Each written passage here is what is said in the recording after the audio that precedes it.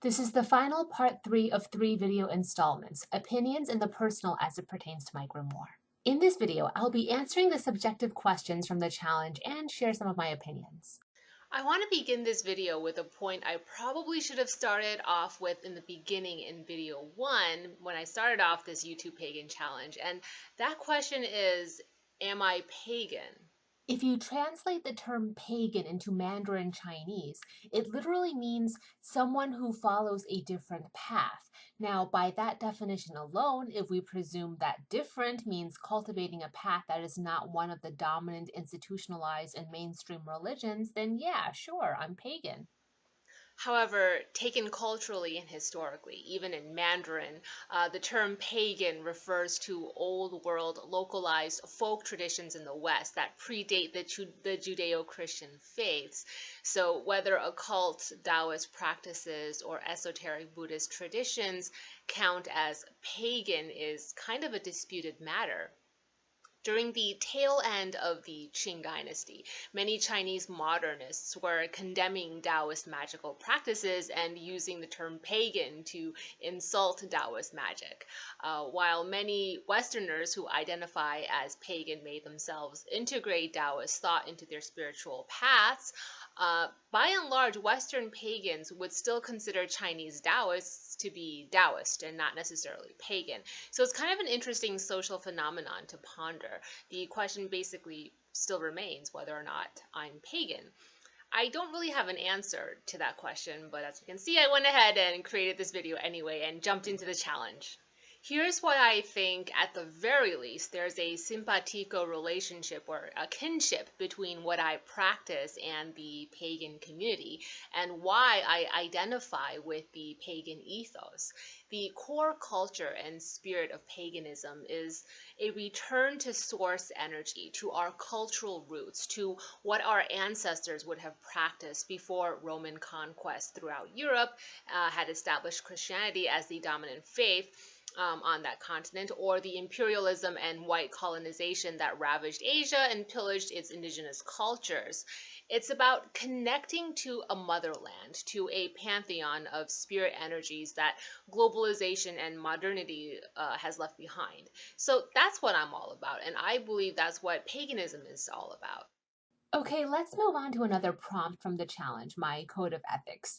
Curiously, any list of ethical conduct or code is kind of missing from my grimoire. I guess the closest thing to it would be the page where I wrote out the Bodhisattva's vow, but that's not really my code of ethics. It's more like my list of spiritual aspirations. A code of ethics shouldn't be a list of aspirations. A code of ethics is a list of maxims you absolutely follow. So the Bodhisattva vow doesn't really count. In terms of an operable code of ethics I adhere to for myself, in many ways it reflects the ethical principles adhered to by scientists. I always act with skill and care. I don't approach any facet of my craft recklessly or negligently. If I say I did something to your stone or paper talisman, I did it. Always present your work honestly. Strive to disclose limitations, biases, and possible adverse impacts. These are all scientific code of ethics, and I apply that to my craft. Also, in terms of my code of ethics, I proactively seek to expand my knowledge and abilities. I never rest on my laurels when it comes to my craft. To me, it would be unethical for a practitioner to not proactively seek expansion of your esoteric knowledge and abilities. I strive also to respect and acknowledge the work of other metaphysical practitioners. I make sure that I understand all too well that my path is not the only path, that it isn't even the right path, that I'm still too young, too ignorant, and too inexperienced, too naive to truly know right from wrong. When I perform craft, I make sure my work is justified. I try really hard to be self-aware. Why do I want to make that happen? What is it that I really want? What part of my shadow self is compelling me toward this working? There is a legitimate reason practitioners of craft talk ad nauseum about shadow work. It really will safeguard and navigate your craft. By nature, I am a careful, cautious person, so I try to think over every possible thing that could go wrong, what sort of karmic blowback my work could cause, and whether that consequence is something I'm willing to take on. And you know what? I'm not an angel. I'm not spiritually evolved at all. I don't strive for sainthood. So sometimes, yeah, I am willing to live with bloody knuckles and even a broken wrist for punching a really horrid person in the face. Maybe one day when I'm older and wiser, I'll be better than that. But right now, I'm all about the bloody knuckles. Moving on, another important point of ethical consideration is to always minimize my adverse impact on people, other sentient beings, and the environment. If that sounds contradictory to what I just said about bloody knuckles, I don't mean to say I don't do any harm. Rather, I'm just saying that everything comes as a case by case consideration, and I absolutely do a cost benefit analysis. One of the question prompts asked about a favorite divination method. I don't really have a favorite. I would say I'm primarily a tarot reader, currently offering professional tarot reading services, and it's the divination method I return to time and time again. Tarot is home to me. It's what I know best, and it's probably why the first book I ever wrote was this. I'm also an astrologer. I teach an astrology course and integrate divinatory astrology into pretty much every other facet of my craft. However, curiously, divination is omitted entirely from my grimoire. That's because I keep separate working journals for my divinatory studies. As for my other divinatory practices, when asking a question of spirit, I'll turn to the Jiao Bei divination moon blocks. Spirit communications, evocations, and summonings are done primarily through the moon blocks. Or I'll use I Ching divination. I translated the Book of Changes myself, created my own I Ching Oracle deck, and both come with your course materials in an online I Ching course I'm teaching right now, one that delves into the occult practices of the I Ching. So if that's something that interests you, look into it. Okay, moving on. So how about my witchy room? I wouldn't say I have a witchy room. I'd say I have a witchy house. There are different spaces in the various corners of my home reserved for different types of ritual work. Again, I don't keep real life and craft, so to speak, separate. The two are woven seamlessly for me. Craft seeps into every facet of my daily life. My daily life and my philosophy of life is governed by the direction and purpose of my craft. Here, my dining room has been transformed into a makeshift tarot reading room, and if you ever come over to my place for a tarot reading, this is the setup you'd see. Growing our own fruits and vegetables and tending to our trees keeps me closely attuned to the cycles of the seasons, the equinoxes and solstices. So gardening and the study of herbalism is very much a part of my craft, and tilling the soil with my own two hands is how I learn the metaphysical correspondences that I write into my grimoire. For me, connecting to and honoring the spirits of the land infuses me with a sense of empowerment. So I'm all about ritual outdoors, traveling to sacred sites around the world and spending my off time close to nature is really important to my craft and just to me in general.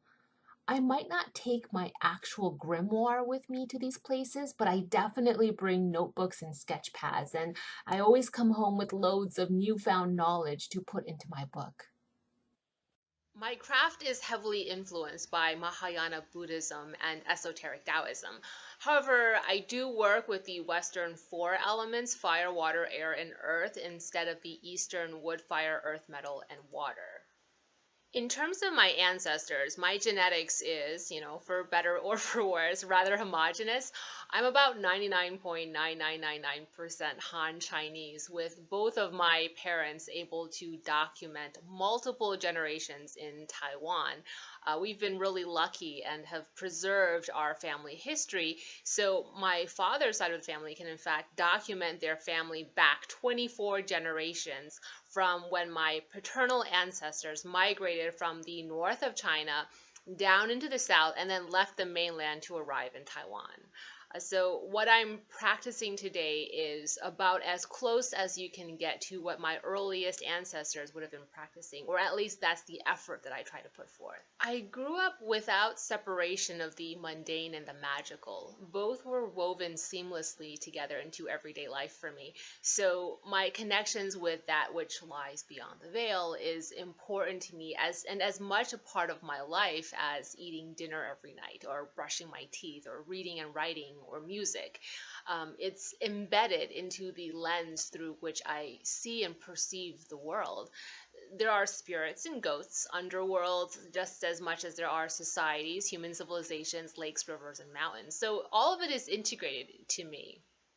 When I cook, for example, I'm simultaneously thinking about the food for taste and also the food for ingredients in terms of their metaphysical properties. And I study traditional Chinese medicine or TCM and herbalism. So I very much integrate my knowledge of TCM into everyday cooking and into my diet. There are also religious components to my diet where there are periods of time that I'll go vegan or go on a Buddhist diet. And I say Buddhist diet because it's slightly different from what you may think about when you think of veganism or even vegetarianism. Buddhist cuisine is not just about having no meat or no alcohol in your cooking, but there's also a rule against aromatics as well. So there's no chives. You can't cook with leeks, ginger, or scallions, which is very difficult for an Asian person. And also no root vegetables. So you don't want to eat any vegetables where eating it would require the killing of the entire plant. I check my astrological forecasts or transits astrology pretty much the same way I check the daily weather forecast. So not only am I going to check to see if it's cloudy with a chance of rain or partly sunny tomorrow, but I'm also going to check to see what the moon phase is, the sign that the moon is in, Mercury, Venus, any retrogrades, significant angular aspects or chart patterns, and so on and so on. So I very much integrate astrology into everyday life. It's a forecast. I take it with a grain of salt, the same way I take the weather forecast and the meteorologist with a grain of salt. But I do also, you know what I mean? It's kind of a balancing act that I do. I'm always considering feng shui. So my brain automatically goes into feng shui mode, and I'll always check the feng shui in any context that I'm in. Speaking of Grimoire, even my daily calendar and organizer, or my date planner, is fashioned after a Grimoire. So this Metaphysician's Day Planner, which I create and sell, it's totally customized, and it's a planner that you can order from me. This is the 2017 one, and I'll provide a link in the description box so you can see a glimpse of the interior and learn more about what the Metaphysician's Day Planner is.